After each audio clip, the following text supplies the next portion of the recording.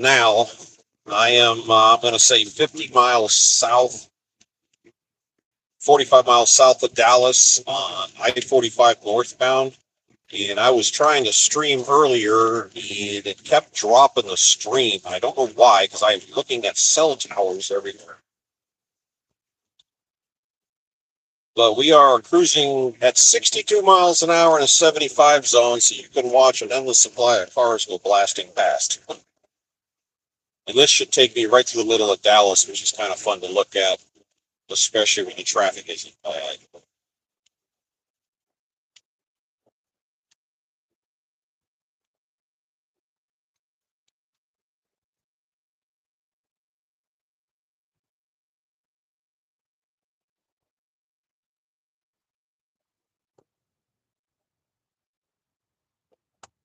Oh, hey, why don't you just move over in front of me?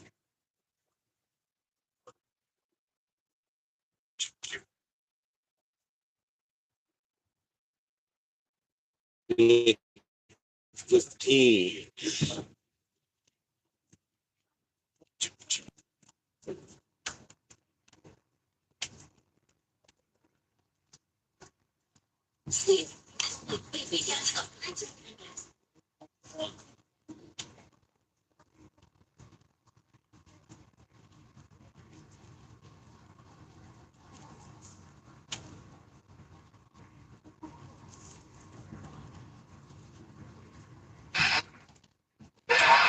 Oh,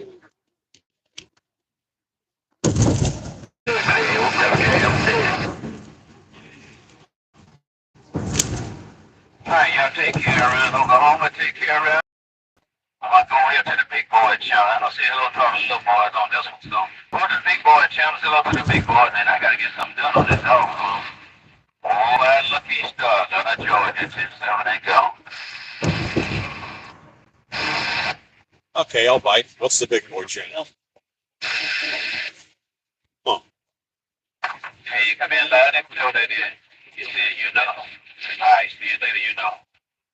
this guy on the radio's talking about the big boy channel. I'm on channel 19. I don't know what the big boy channel is. But he got one. Currently northbound on 45, about 40, 50 miles out of Dallas en route to Tulsa, Oklahoma. And still going. I-45 northbound, south of Dallas, north of Tulsa. I like driving through the Dallas area. It's kind of fun to look at. And since it's Sunday, there shouldn't be any traffic up here, which makes it a lot more enjoyable. But the scenery is kind of cool. And it'll still be daylight, which helps. We just live on them north and be breathing, and then I get back out there way.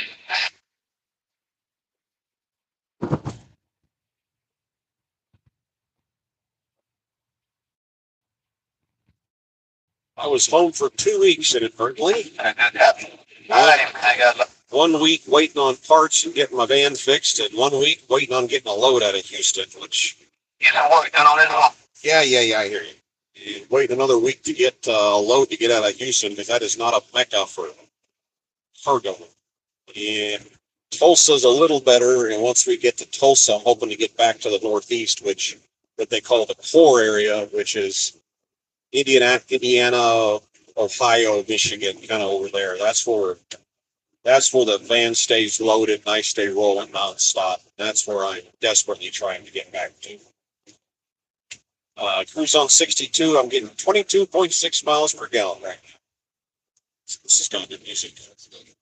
No, that's commercial. So I can see one high rise there in the distance. So we're getting closer to Dallas. This seems like an awful lot of cars on the highway for a Sunday afternoon.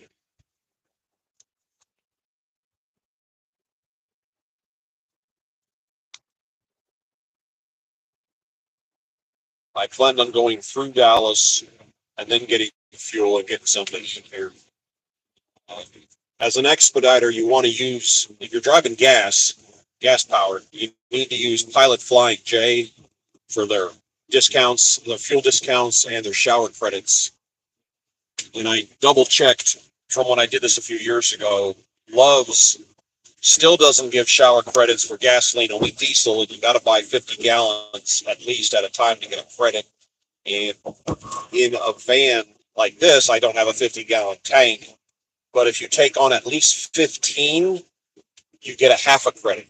So I run my fuel tank down to about a third, down to closer to a quarter tank, and then I refuel so it's more than 15 gallons. Because I thought it was like take 10 gallons here and take 10 gallons there, but that used to work. It doesn't work anymore. So I got to run my gas gauge down a ways before I take on gas. And another thing that's kind of annoying is your shower credits actually expire. So when I got home, I had 7 showers saved up, and now that I'm back on the road, it has reset. At this point, I have 2.5, which sucks. So getting gas later today, here in an hour or two, will hopefully get me back to 3. I like to have a little bit of reserve saved up.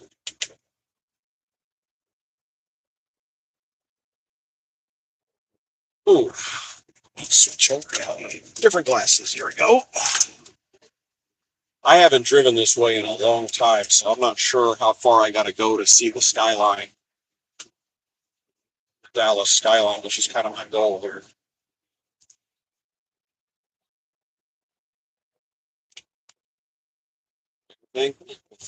Nope. I was digging around on my phone. I have satellite radio on my phone. Unfortunately, I never figured out how to make it play while recording, while streaming, so I can't do that. Just, I guess you can't do the two things at once.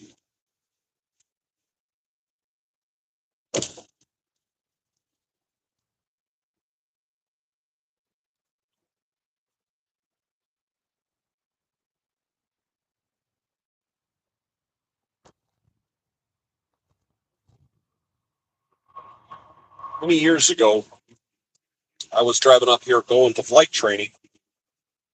I was north of Corsicana, 45. Ahead of me was a black line of clouds, and I was like the only car on the road. It wasn't raining; it was just a black wall, and I'm getting closer to it. And then I had one gigantic raindrop hit the windshield. At least when it splattered, it was the size of like a golf ball. One smack, and I wasn't familiar with what that was supposed to mean. I got people merged here. Hold on. So I exited the highway. I was coming up on a little non-exit, and there was a business on the right that was closed. It was on a weekend, so it was Sunday. And I basically hit the off-ramp, hit the feeder road, looked a U-turn, drove back 100 yards, and I drove under this porch kind of area. And then the rain came, followed by the hail. And the hail was so incredibly loud hitting this metal roof that I actually put a pair of earplugs on that I happen to have on board. And then a bunch of other cars kind of got under there with me. And what happened was a tornado had touched down and maybe a third of a mile in front of me and drove across the road at a 45-degree angle in slow motion, and cars on the highway all started pulling over. And then you could see it go by, and then I pulled back out, and you were kind of looking up the remnants of it as it bent over and disappeared. And I drove maybe a mile up the road, and the path of the tornado cut across the highway at a sharp angle. Excuse me, at a shallow angle, and it put an 18-wheeler, laid it over on the concrete wall in the middle, was laying on its side.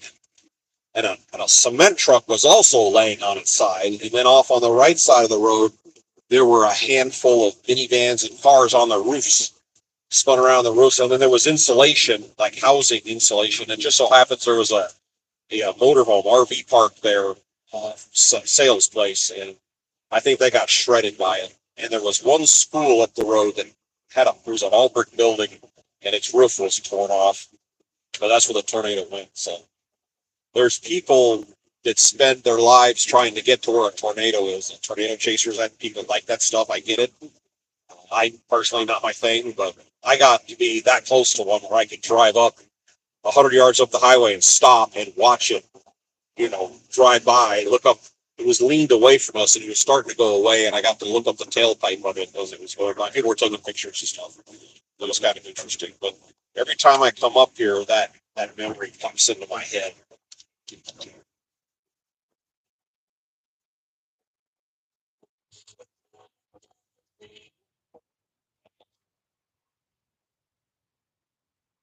But right now, we're just motoring up here. Like I said, Dallas is up here somewhere. Haven't driven on this road enough times recently to remember. And they're doing all kinds of crazy construction. So it would change the scenery pretty fast.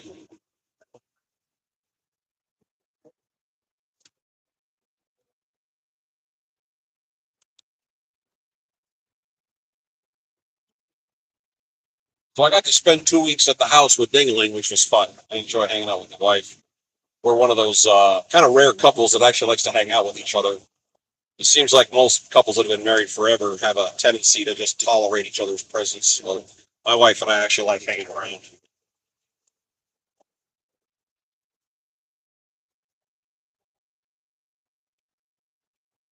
Okay, there we go. On the horizon there, just to the left. But you can see the skyline of Dallas. And this road should take us right to the middle of it. And I kind of like the buildings in the area. On my playlist, I have a section called Vacation, and I posted some videos or view out the windows we had a couple months ago. We were in Chicago. We spent the night to drive the train to go across country. We were at a Hampton Inns, which is a high rise, and I didn't know those existed. And they put us on the 28th floor, and the view was absolutely gorgeous. And I gotta move over here, hold on. I see you, dude. Don't do it in a black shirt. Don't do it in a black. Yeah, how you doing? How you doing? Wear colors, dude. Wear colors. Anyway, we were on the 28th floor and looking down at the city of Chicago, and the area we were in was absolutely gorgeous. It was actually clean. It was organized. There weren't that many cars on the road. The streets were clean. There was parking available. And my only other big city experience was New York City, which is kind of dirty. Bumper to bumper traffic. Parking is impossible to find. And then they go to Chicago, and you got 4 or 5 spots available on every block. It was weird. Difference. Oh, loves again. Yeah, I wish as an expediter, I wish I could use loves because they're everywhere. It seems like there's more of them. Yeah.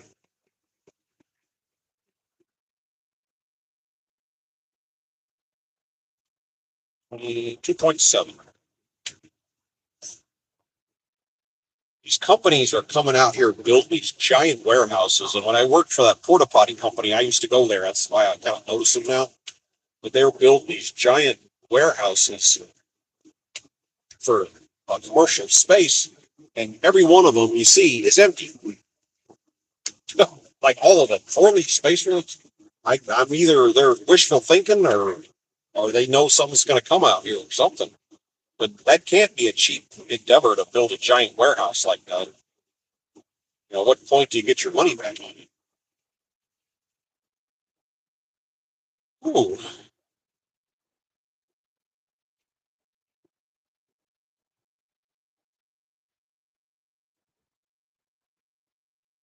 notice the gas prices are creeping up. Oh, downtown, what'd that say?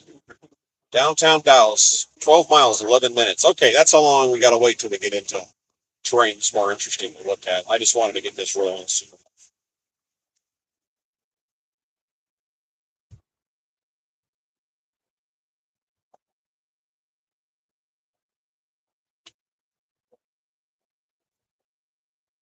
So there's a big fireworks building on the right back there, and it says world's largest collection. Don't they all say that? Like all of them. Okay, there's Dallas up there. Hopefully we'll keep rolling going through.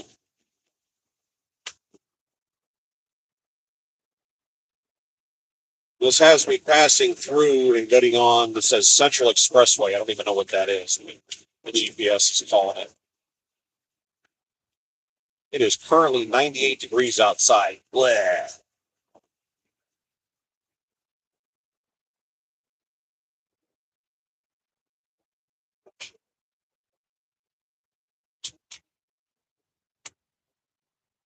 You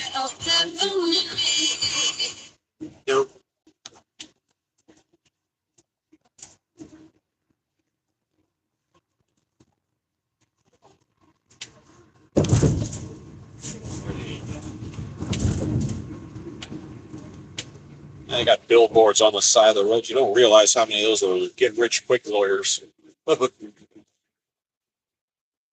Bizarre.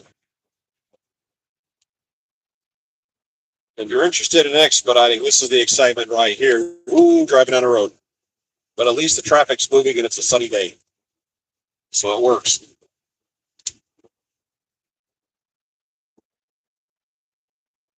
If you're operating a van, all these vans are going to be different. We're going to operate, act different, have different personalities. But find the sweet spot on yours where you can get the most speed for the best mileage, because there is a magical spot for your gas mileage. If you hit, it'll actually drop noticeably.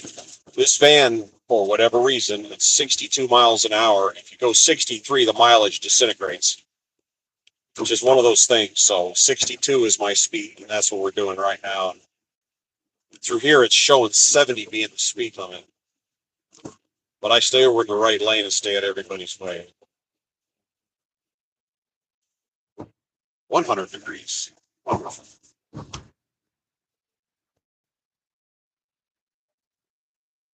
65, dropping.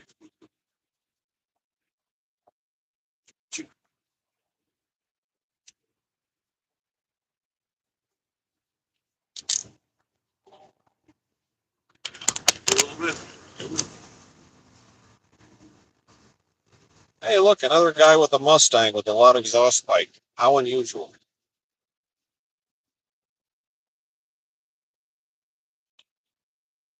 Shim over.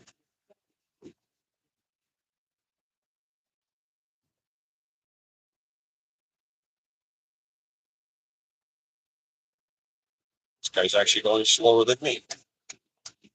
That's weird.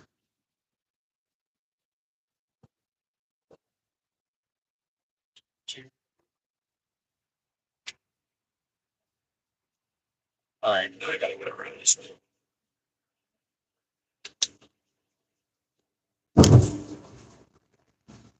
Warp speed. Get an enemy. Oh, But no hit.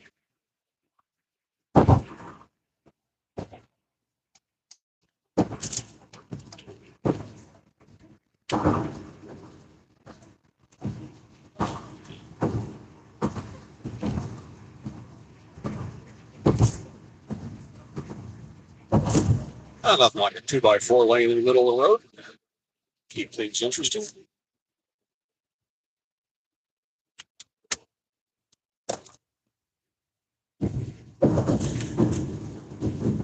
See, here on the other side of Dallas, like I said, I'm going to stop for gas, hoping to find a Waffle House. Not exactly premium food, but what I order 3 or 4 over easy eggs, nothing else. Just basically inhale those out of a little plastic container. I'm good to go. Minimal calories, get the job done. 45 North.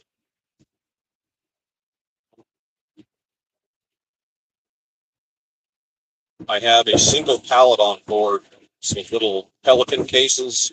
The whole thing isn't even knee high, just like 5 or 6 cases wrapped in plastic, and I strapped it down. And the question is, what is it? Couldn't tell you. I don't even inquire. The atomic bombs, who knows?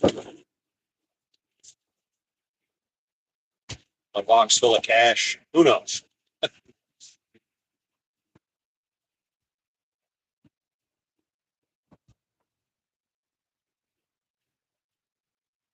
In this business, say what you do and do what you say.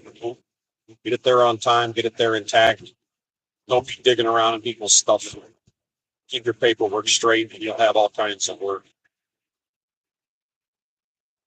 You ever find yourself stranded? You can't get a load. The easiest way to get one is get busy doing something else. Get your laundry in the machine, and you'll get a call, and they'll want you somewhere 50 miles away 9 minutes from now.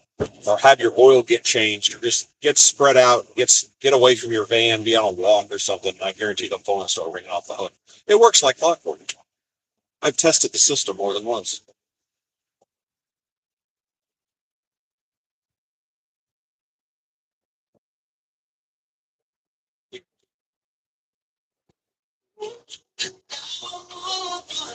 Let's see what's here. I feel at AT&T Stadium.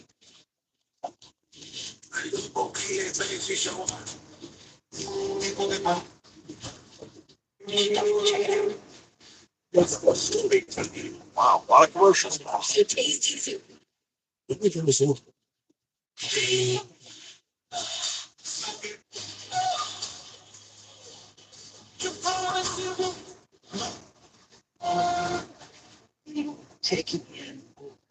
Tax-free weekend.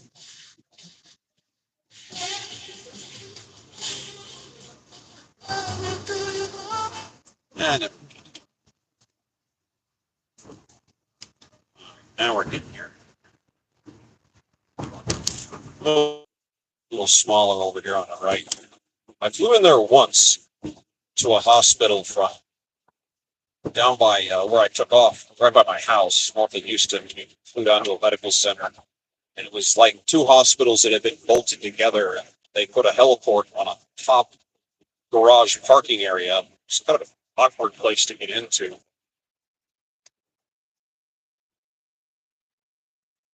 Again, somebody going slower than me, and it's uncalled for because I'm going slow.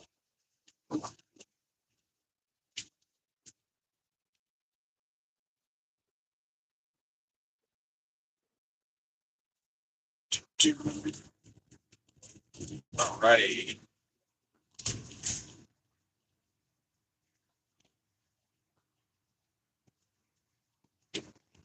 I'll make sure wonder if they ever pick up trash along there. Dallas is, generally speaking, a nice area. If you want to find the rough part of town, it's the east. So Dallas and west over towards Fort Worth, they call that area. It's about 100 yards or 100 yards, 100 miles wide. They call it the Metroplex. Most of the area from Dallas west to Fort Worth is decent. Over here east, it's kind of like you're ever in the area.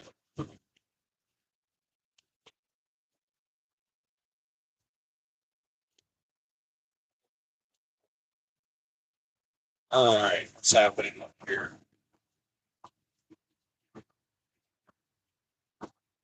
Off cruise control.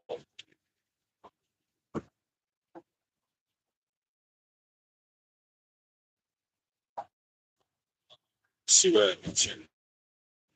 Focusing on the driving.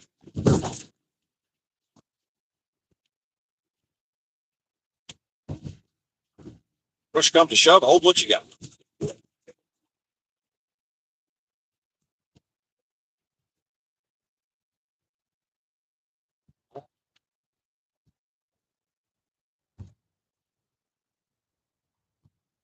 What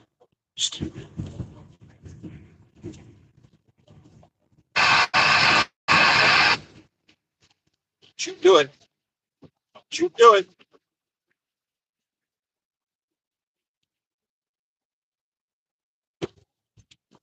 Architecture of the downtown kind of makes it look like it's a hospital.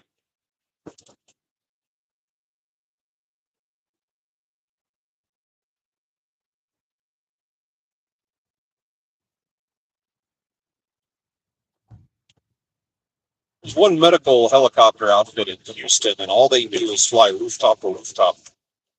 That's their full-time gig. They don't even leave the city. The problem is when somebody gets that job, they leave.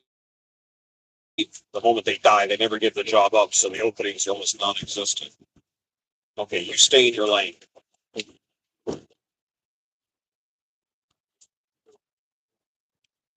That sign says 75 north of Bikini. That's where I'm headed.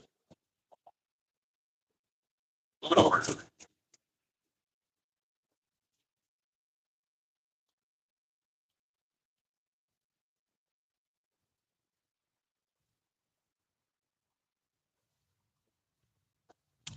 Get jumping.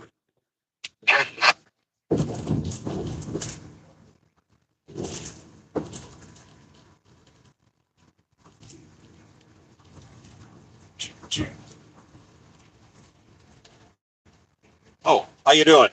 Sorry.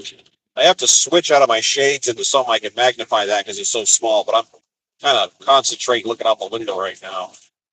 And I think, yeah, I'm getting 75 north of McKinney. This is the downtown area. Like I said, these buildings are new. Stop. These buildings are new in their class. I was in New York City and everything was concrete, really dirty. So I kind of appreciate this, that they keep this area clean. Oh, that's a Sheridan. Huh. Let's see what happens here.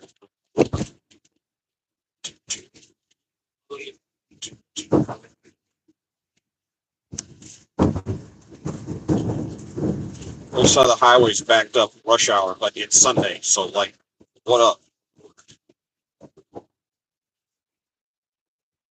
Oh, am I going through the tunnel? I think I'm going through a tunnel up here.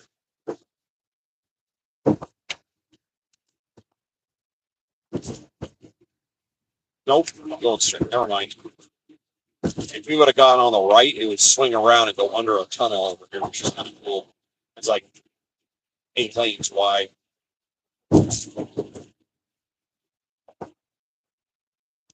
Oh, and that was kind of.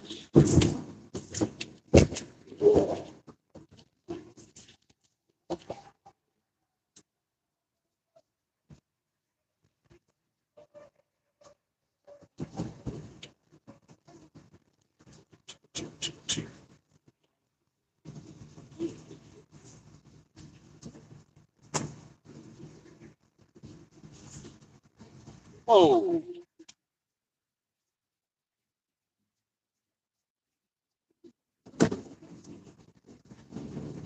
I don't think he wanted to let me over, but he got to let me over.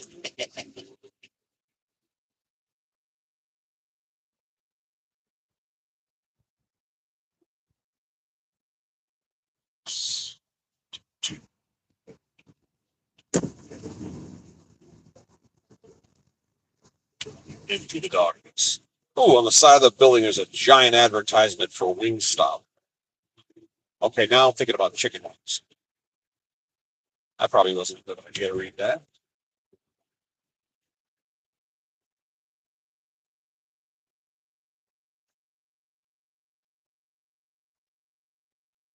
What's weird about these highways they put in, and I've seen this in San Antonio, we're down low. Instead of putting the highway up, 15, 20 feet higher, when you put it down low like this, the sound actually, you walk up, you walk over here to the right, you walk to the south, you can't even hear the interstate. It's weird. I think we've got plants growing along here that probably helps absorb some of the sound. But just going below this level makes a huge difference in noise pollution.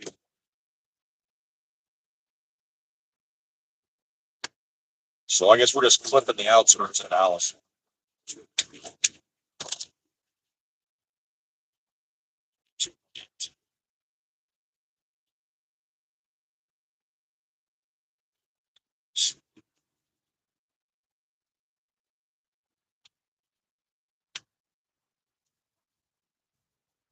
Here, so I don't get surprised by off ramps.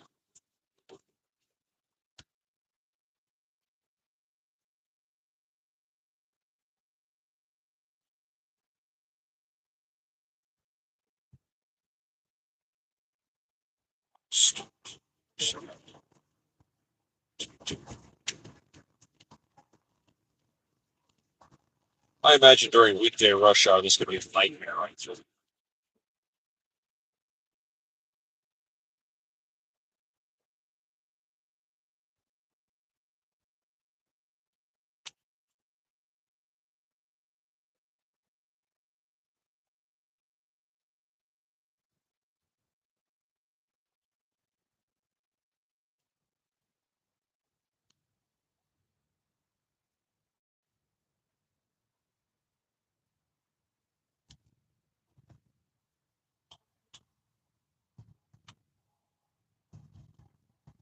Concrete's getting hot. It's up to 103 degrees.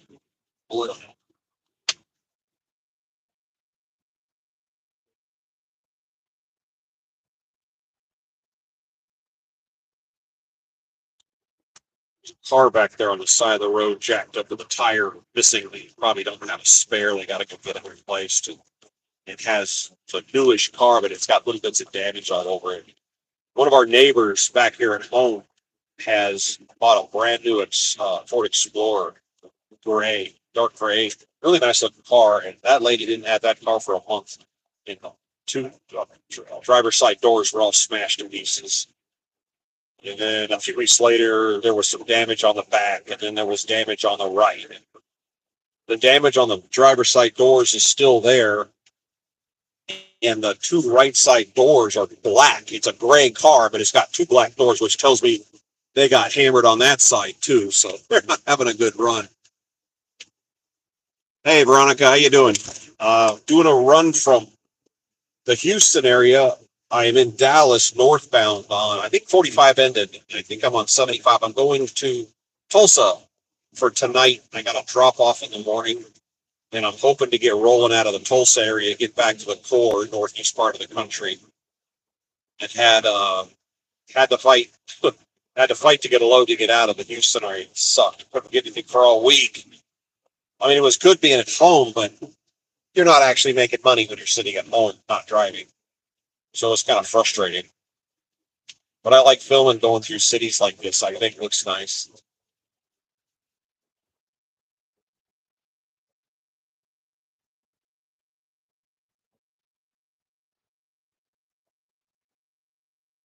I didn't know about live streaming here till a few months ago, and I wish I had known about it when I was flying, because I would have mounted a camera in the aircraft.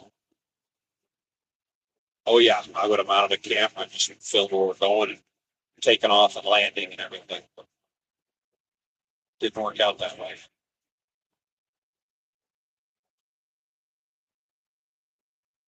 Even though I do have a couple of videos of that solar panel farms and stuff like that. I did like some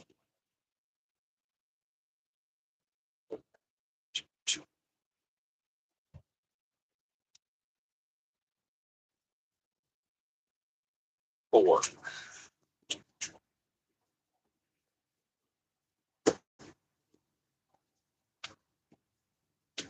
So I meet the wife on the 22nd of this month. Again, I wasn't supposed to come home. I'd been home for 2 weeks. I wasn't supposed to be home at all during this time. But I already bought her plane ticket. She's going to meet me. And I'm picking her up at the Pittsburgh airport. And going to take her to the family farm just across the border in New York. We're going to spend, I think, 5 days up there, kind of showing her the area and hanging out with my cousin, who I was there a few weeks ago. My cousin just turned 50, and I just turned 57. Honest to God, that's the first time my cousin and I ever sat down as adults and had a conversation, and I really enjoy it. I enjoy the calmness of the farm, the wind blowing and the trees and the plants and the flowers. They have a dog named Nash that does not get tired. You could throw a ball for it until your arm goes away, and that dog still wants more. I want my wife to experience that calmness, relaxation of being there. So since I'm out on the road, I don't have to buy me a plane ticket. I just buy her. I could just meet her there in the van, and I'm borrowing my cousin's. He's got a handful of vehicles, and I'll just park the van and take a few days off and hang out with her, put her back on the plane, send her home. And I don't have to worry about working my way back down here.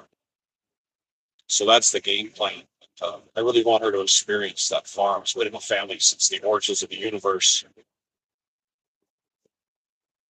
I'm hoping my cousin has proven to be a good steward of the land and has done good work with the farm, family farms, vineyards.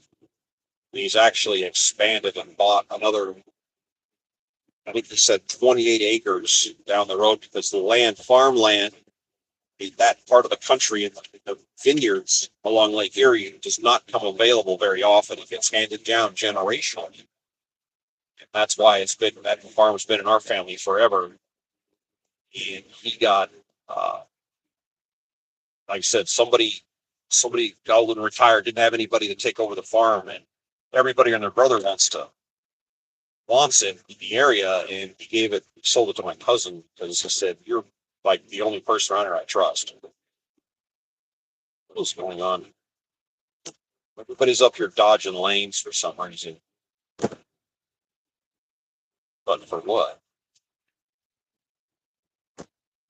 Okay, like I said, if all those fails, hold what you got.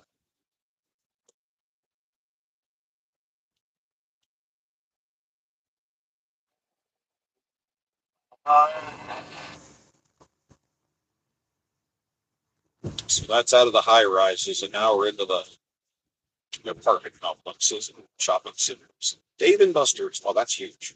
Wow.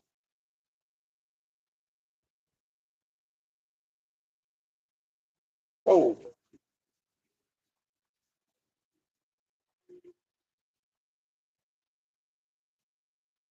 no, not the worst place to break down.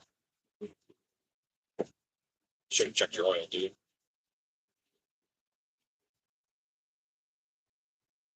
Yeah, I keep using I use the Upside app for fuel purchases and money back on food. That's how I find food on the road.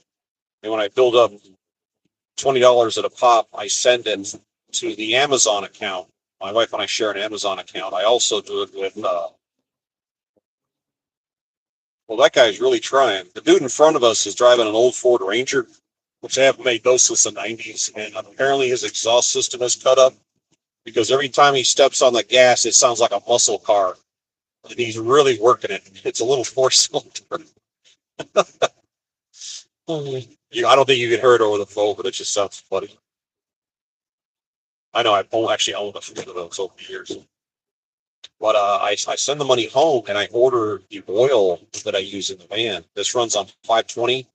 I put in castor oil, full synthetic. And there's two bottles, and one's called GTX, and one is called Edge, and it's the same thing. It's full synthetic. It's the same. Well, it's like, what's the difference?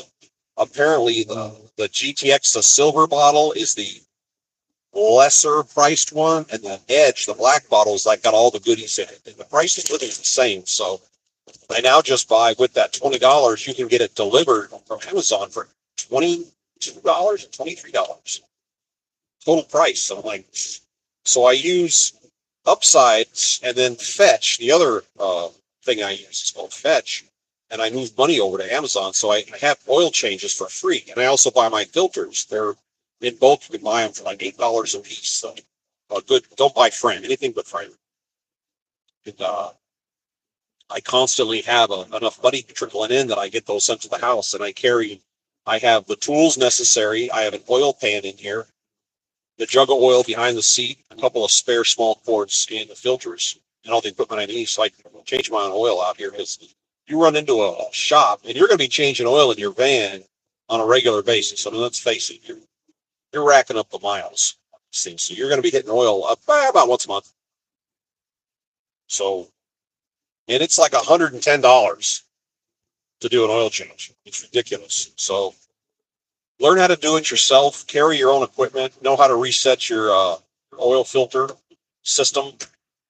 Mine is, it shows you a percentage, and it's constantly rotating, telling you how much oil life. I'm down to like 46% on this one.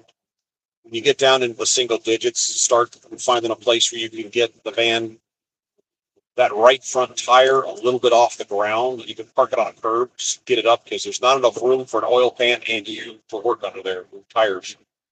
Road alligators. You need to get the oil pan, your hand, the wrench, up underneath there. And that's the problem is a lot of times you just don't have the clearance. So find a curb to pull up on, get that right front tire up off the ground and get under there. The oil filter and the oil plug are within about 6 inches of each other. And save yourself. If you're using Upside and or using Fetch, and if you have any questions about Fetch, it's like throwing a stick to your dog, Fetch. And what you do is you take pictures of receipts, and how they make money off you is they're trying to convince you. They're saying, hey, if you take a picture, let me back up a step. You take a picture of a receipt and they give you points for it. If there's products on there that they're being sponsored by, they give you more points. That's encouraging you to buy their products. And then they'll say, oh, gee, you're buying Kleenex, but if you buy this brand over here and you get 3 boxes, we'll give you 500 points or something like that. You build up enough points, you cash it in for digital gift cards. And the only limitation to the thing, the app is you can't put in more than 35 receipts in a week. And it'll tell you, you'll be going along, and it'll say, okay, you can't add receipts for another, 3 days or something. And just keep in mind, it says receipts. It doesn't say your receipts. It just says receipts. Because I do my mother's, I do them laying on the ground. I don't care what they are. The bigger the receipt, the better, because the more chances are you're going to get more points. The minimum amount of points you get is 25. At 12,500 points, I get a $10 Amazon gift card. And I went with my crazy mother grocery shopping once. And she apparently bought the products they like, because I took 3 pictures so big. 1, 2, 3, sent it in. I got 4,400 points for that receipt. I went, huh. So just know what they're looking for. They're trying to nudge you in a direction to buy their products or whatever sponsors. So that's how that works. But if you play the game, it's free money. I've been doing it now for a while, and I've made right at $200 off taking pictures of garbage. Don't care what it is. Just oh,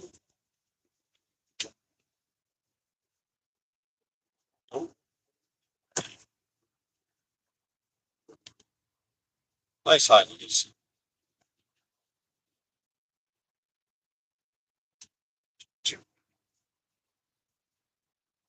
Hey.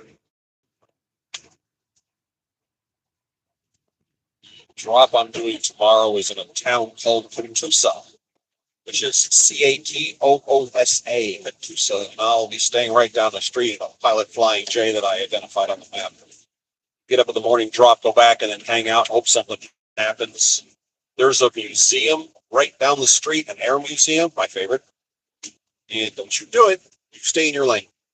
And they're closed on Mondays, of course. But if I'm there on Tuesday, I'll go down there and go to the museum and do some filming in there. I like air museums.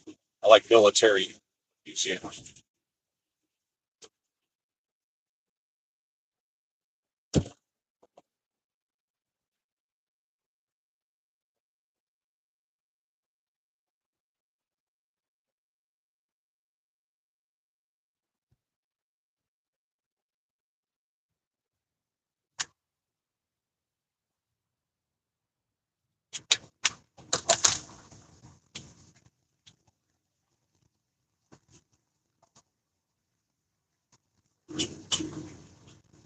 Yeah, I was trying to stream coming up here, and I was a little taken aback at how many times the stream dropped.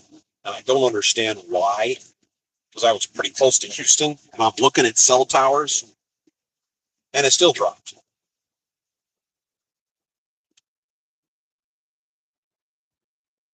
I am 6 miles from a turn to, it's a Central Parkway, and I don't know what that is, but it's coming up.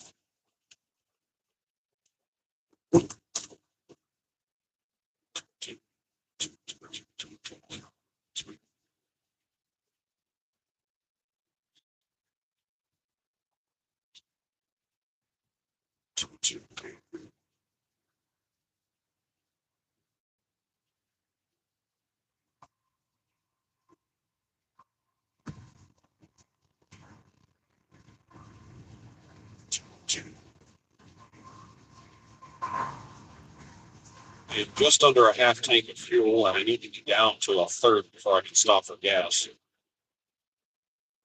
I'm feeling the hungers right now, so I kind of wish I could stop now, but I can't do it because I won't happen to be able to take not enough fuel to get the credit I need. Oh, brake lights.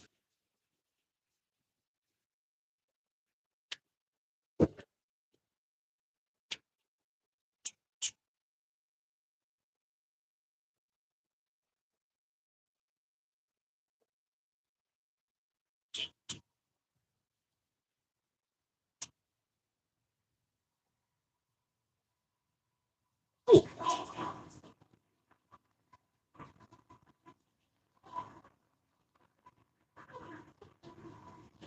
A while back, there was a guy I watched some of his videos. I had gotten into expediting, gotten out, now I'm back.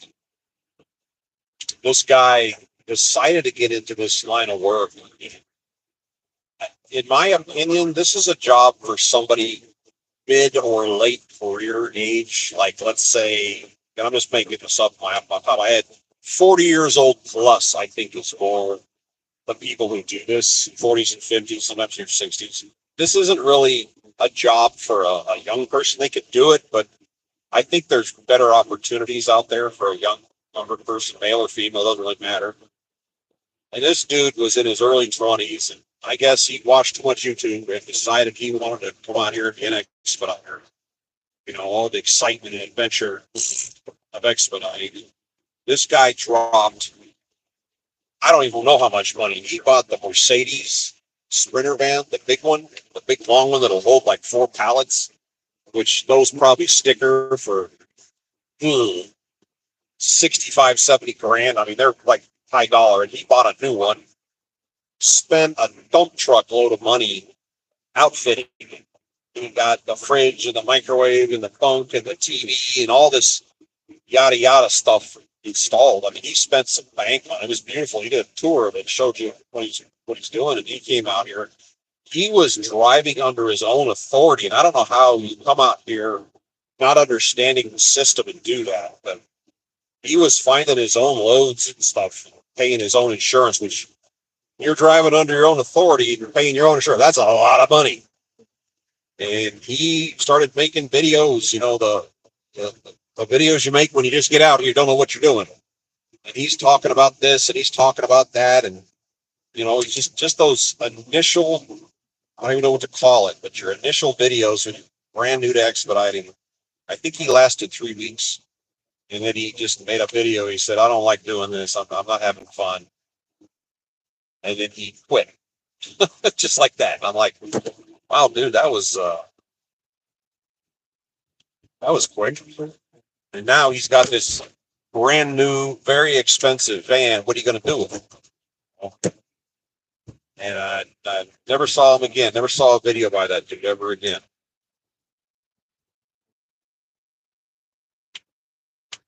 So if you want to come out here and try expediting, find a company that hires contractors, which is what I'm doing.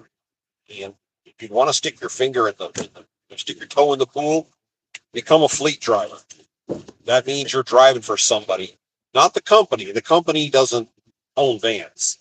Individuals own vans. You'll find a guy that owns 5 vans, and he'll put drivers in them. And you work a deal on how you're getting paid for them, and you can come out here and you can do this job, and you can do it for a month or two and see if it's to your liking. Because this kind of being on the road lifestyle is not for everybody. You might think it is, but it's not. You're driving 8, 10,000 miles a month. That that's taxing. And you got to find time to move around. You can't be out here just sitting all the time. I pulled over here a little while earlier, and as I mentioned previously, I save aluminum. It's the thing that I do, and I use that as an excuse. Please stop looking at the flashing lights and driving. I walked around and collected some aluminum, just to move around. Okay, did you get an eyeful of the flashing lights? Okay, now we can speak back up. Thank you. Thank you. You come out here and make sure this is something you want to do. And you don't necessarily have to drive with the first operator that offers you a van. You could talk to a handful of them. You got to have, the guys that own the vans need to find good drivers, and the drivers need to find good operators, good owners. I mean, it's a two-way street.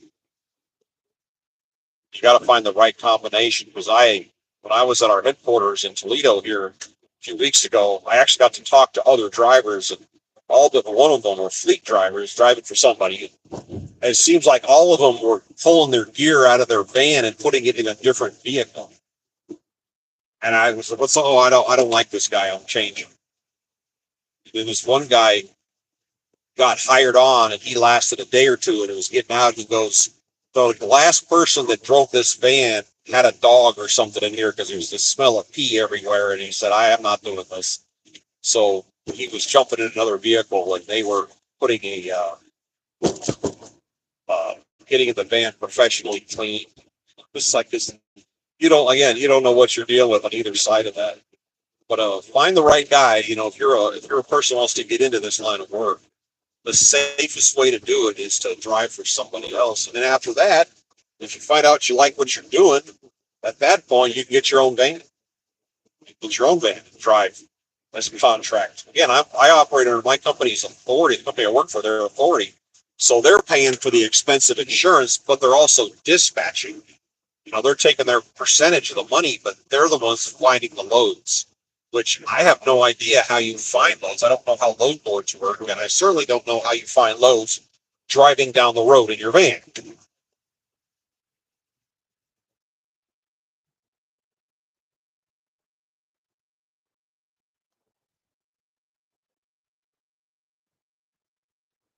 Huh. So I guess I didn't turn off. Interesting. More red lights. Literally says go another 144 miles on this line. Huh. I thought there was a turnoff, but I guess not.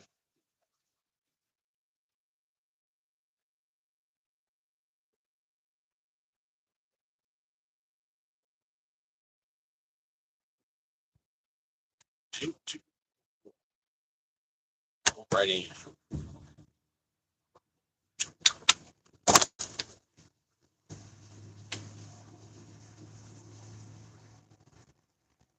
Have Audible on my phone for audiobooks, and I'm not doing this kind of stuff. I listen to audiobooks and I listen to one about the Korean War, which I find interesting. I've read a lot of books about the Korean War.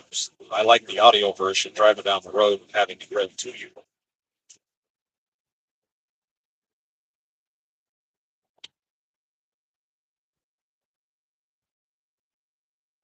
The right side of the screen, you see that dude right there?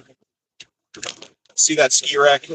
If you are not actively using that, get that off your vehicle. All that's doing is tearing up your gas mileage. That aerodynamically at highway speeds is catastrophic to your gas mileage. Anything that's sticking off your car that doesn't belong there, that is eating your mileage from lunch. You're thinking about the cost of fuel, the cost of operations. That is absolutely terrible. The faster you go, the worse it gets.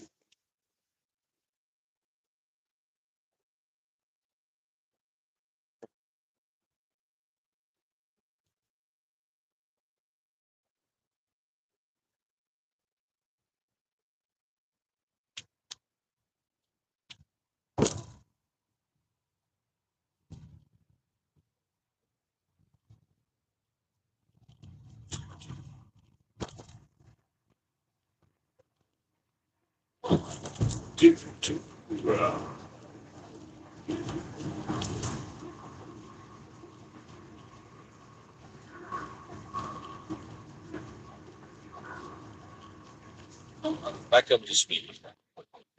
Oh,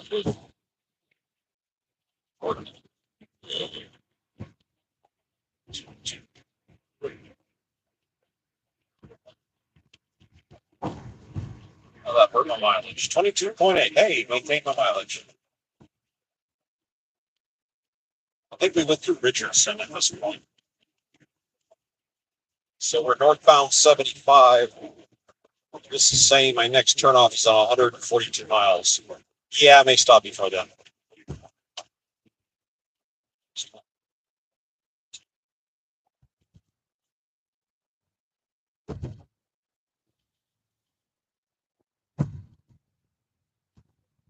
I spoke too soon. What you doing?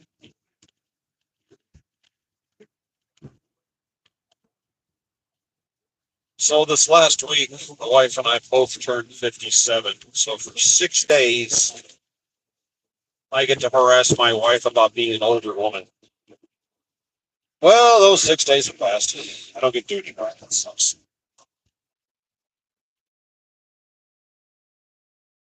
4 lanes, I love it. Where are you from? Universal Unit. Where are you from? I grew up in small towns, and I was caught off guard by some of the roads around Dallas when I came out. My first time was in 2000. It kind of threw me off. Yeah, this is a 4-lane right here.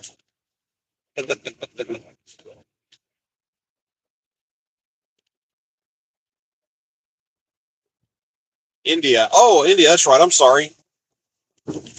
Um, my wife and I, a little over a year ago, we went to Puerto Vallarta, Mexico, and to describe the way people drive in the United States versus down there is people drive here what I call laterally. You drive in straight lines at 90-degree angles. It's more like water going down a stream with rocks in it. Everything just kind of molds, kind of bends and twists, and cars get freakishly close to each other, and nobody even notices. You do that stuff here, people lose their minds, but down there, cars will get real close to each other, moving around and molding with each other, and it works. It works like a charm. But it's just different. Except up here, it's all about straight lines. And they do a thing on the West Coast for motorcyclists called threading the needle. And I think it legally up to 35 miles an hour, you could drive on the dotted line between cars, which I don't know. I've never done it, but out there up to 35 miles an hour, you could do it. Like, okay, knock yourself out. I think I'm going to pass unless you're driving something skinny.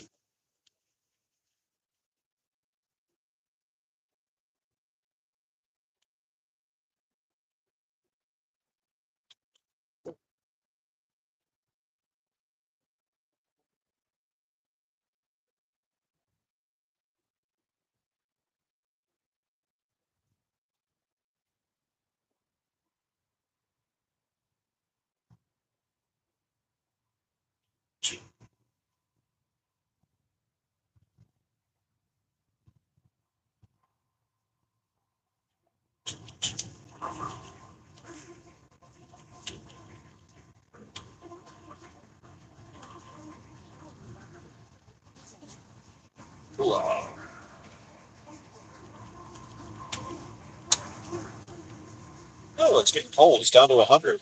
Well, oh, folks. I currently have the cruise set on 60. I'm trying to let this traffic, even though the speed is technically 70, trying to let this traffic go up in the middle of it.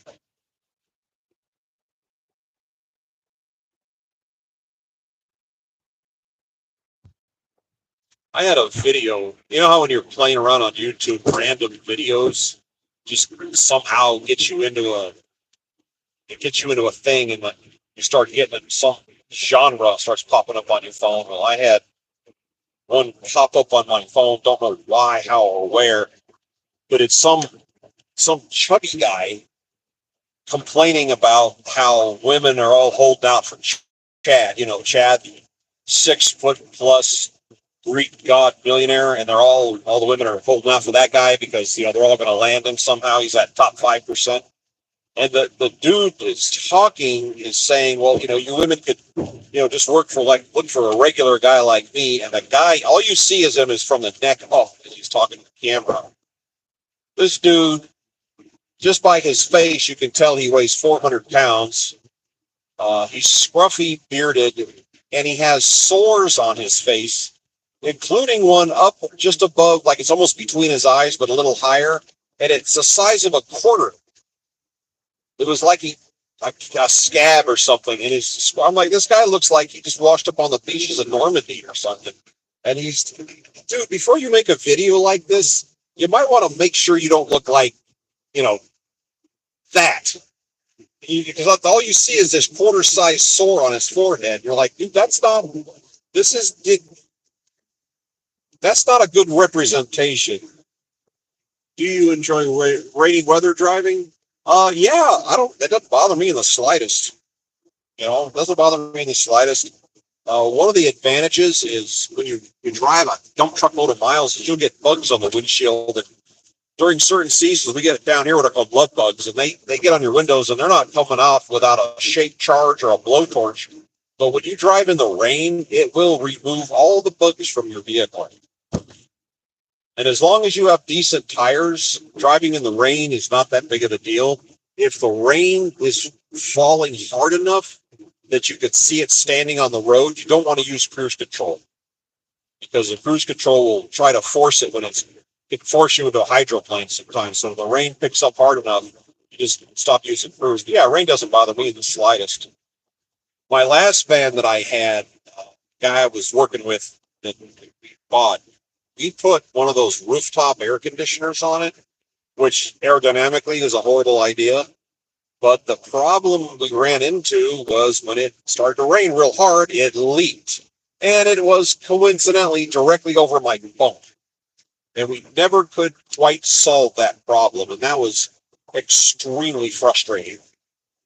And so I have vowed at no point will I ever cut a hole in the rooftop of this under any circumstances. That's why I have a portable air conditioner. It's currently strapped to the seat next to me, and I just go out and hook up the generator and plug this in and run the vent out the window and then plug the window up and then just run that. And then once it cools off here in a month or so, I will take it back out and just park it in the closet at home and then we'll bring it back out later. But yeah, driving in the rain, it also, when it rains, it has a tendency to bring the temperature down a little bit. Here in the summer when it's hot, it's kind of annoying. The heat. So yeah, it brings the dust down, cleans the roads off a little, and helps you get your bugs off.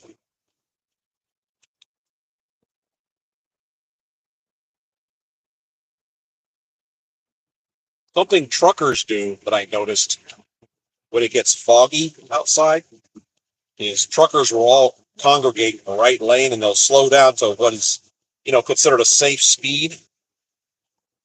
And they'll flip their flashers on. And when you have your yellow flashers on, they actually penetrate the fog.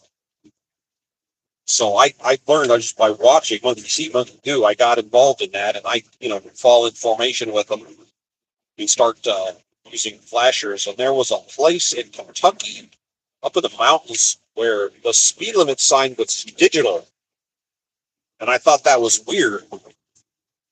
But up in this one part of a pass, the let's see here.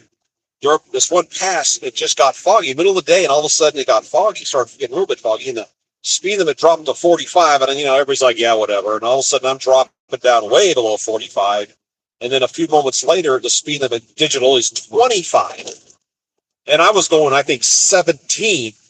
She couldn't see anything, and for I don't know, like a third of a mile, everybody's on the radio talking, going, yeah, it's bad, it's bad. And then you get at the end of that little section and it clears right up and we're right back up to speed. And I was like, wow, that is cool. So that's why they had a digital speed limit up there, is they knew that at certain conditions it's going to do that. And they have to bring everybody down because you don't want to be barreling line 65, 70, and all of a sudden you can't see anything. So they had that area tuned in, and all the truckers, again, got in the right lane, flipped on their flashers, and I just joined in. Don't need to be out here blazing trails with your van.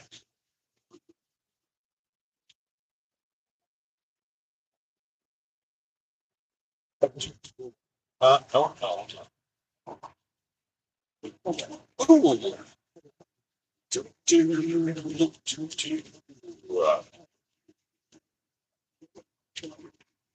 Free. All right, well, that was the excitement. Now we're going up northeast of the Dallas area. I don't know the name of the towns up here anymore. Plano. As you get out here, it's newer. The area's newer, and I think the housing prices go way up. But yeah, there's smart mileage for my 22.9, getting better.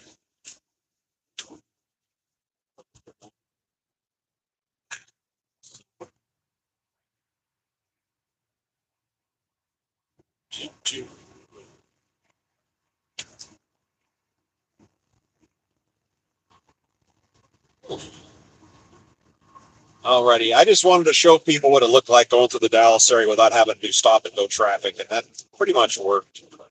But that's it for now. If I get the opportunity, I will live stream some more if I get something interesting happening up here. Everybody take care.